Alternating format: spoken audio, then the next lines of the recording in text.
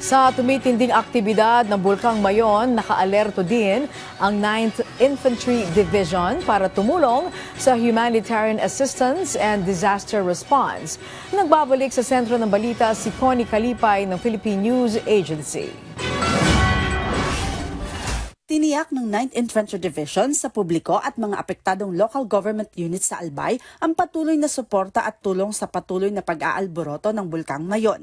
Sa isang press conference, sinabi ni Assistant Commander ng 9th Infantry Division at Commander ng Task Force Sagip na si Brigadier General Ariel Reyes na mahigit 35 team o mahigit 500 sundalo ang nakadeploy ngayon bilang bahagi ng humanitarian assistance and disaster response ng Task Force Sagip. Nakatutok ngayon ang ating SADR component ng IB sa pagtulong sa mga Albay patungkol sa security, patungkol sa relief operation para doon sa mga apektadong pamilya around sa mga municipalities affected by the evacuation.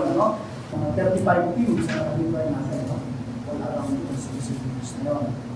Tumutulong sa around 4,000 plus individuals, around 1,600 plus na families. So ito ay ilan sa mga mandat ng Task Force Sagip. Aniya, nakahanda silang magbigay ng karagdagang tauhan kung sakaling itaas sa level 4 ang alerto ng Bulkang Mayon. Meron tayong naka-deploy at meron pa tayo ng reserve.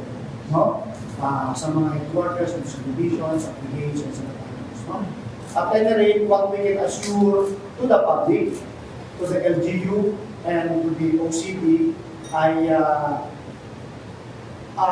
to the best that we can, hanggang sa kaya ng aming resources, we will support the requirement when it comes to the security.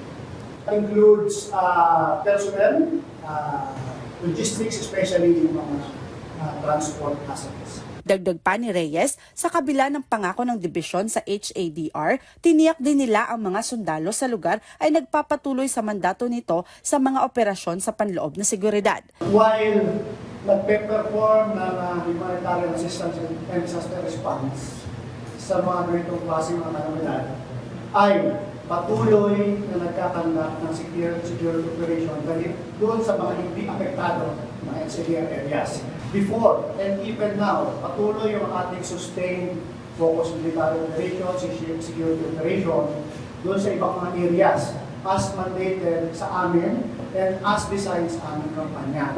So, while we are doing this, we can ensure the public, the community na habang nagtatrabaho ang inyong Spear Division pagdating o patungkol sa SADR or relief operation, tuloy-tuloy pa rin kami sa aming pagpatupad ng kampanya upang matapos yung ating insurgency or terrorismo dito sa ating kampanya. Iniulat naman ng 9th ID ang mga nagawa ng dibisyon mula Enero hanggang Disyembre noong 2025 na kinabibilangan ng pag-aresto, pag-neutralize o paghuli sa 623 miyembro at taga-suporta ng New People's Army.